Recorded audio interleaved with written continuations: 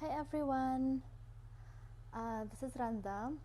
I'm feminine leadership coach, and as promised, I'm live here now to talk a little bit about the science of relationships. So we're gonna be having fun and learning a few things.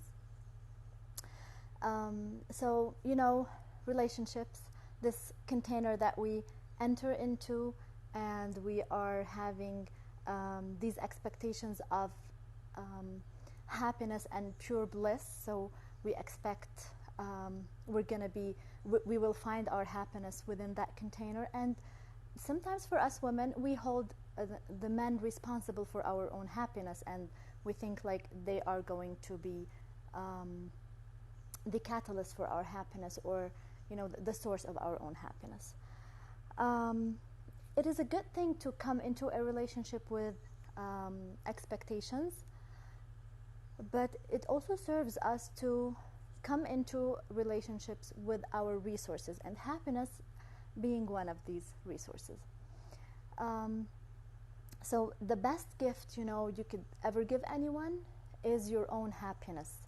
And if you are not, as a person, happy within yourself, chances are you're not going to be happy in a relationship either. Why is that?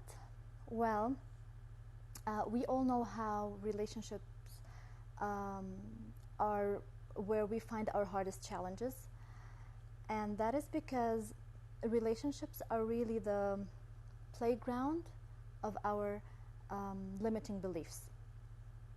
What do I mean by that? See, from the age of 0 till 7 years old, we are collecting from the world around us, from our parents, from our upbringing, the way we are raised, from the social conditioning. We are collecting these beliefs about us, about life, about pretty much everyone around us. And these are the beliefs that are imprinted in our subconscious mind, and later it plays the biggest part in our life. It is responsible, our subconscious mind, the collection of all of these beliefs, it is responsible for 95% of the way we think in the world, the way we show up in the world, the way we believe about ourselves and the world. And it affects also the way we show up in relationships as well. And so sometimes the beliefs that we carry from our childhood, and also from our experiences in life, for example, I can tell you about me. This is something that I didn't acquire from the first 7 years of my life, but later in life I developed this belief. I have a birthmark. Hola. I have a birthmark on my face, but now it doesn't show because I'm wearing makeup. But maybe in my daily stories, you would notice that there's something around my eye and on the right side of my face. So I've had this birthmark, but not from birth. It started showing after 7 years, and then I developed this belief that I'm not pretty enough to be loved. And I only recently, when I started my self-development journey and I started learning about beliefs, that's when I knew I have that belief. And so this belief played out in one of my relationships in a way, being like I'm having these insecurities, and I am being distrustful of the other person's feelings, and I ended up hurting them. And so this is how our beliefs play out in the way we carry ourselves, in the way we behave in relationships, in our expectations in relationships. And these beliefs that do not serve us really present the biggest challenges in our relationships. And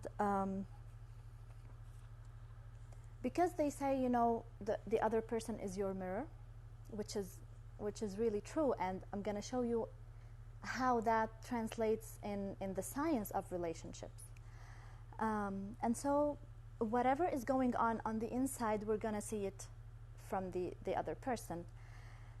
And something you can do, like this is something that I work with my clients, their limiting beliefs, because my client would be telling a story, like how she is behaving in a relationship, or like whatever story she has been through, and I could identify her limiting belief.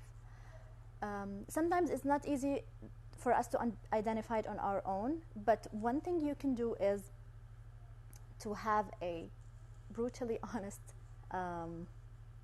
meeting with your soul, with yourself. Ask yourself, what beliefs do I hold about first myself, men, the world? Like, what are your beliefs? You have to be honest with yourself, because that would help you depict what are the limiting beliefs that are really not serving you. But if you cannot still figure them out, I can help you with that. Another thing, why you should try to identify your limiting beliefs, because once you identify them, you will be able to heal them, and so they will not be jeopardizing your relationship. So you have to heal your limiting beliefs. You have to transform them into beliefs that do serve you.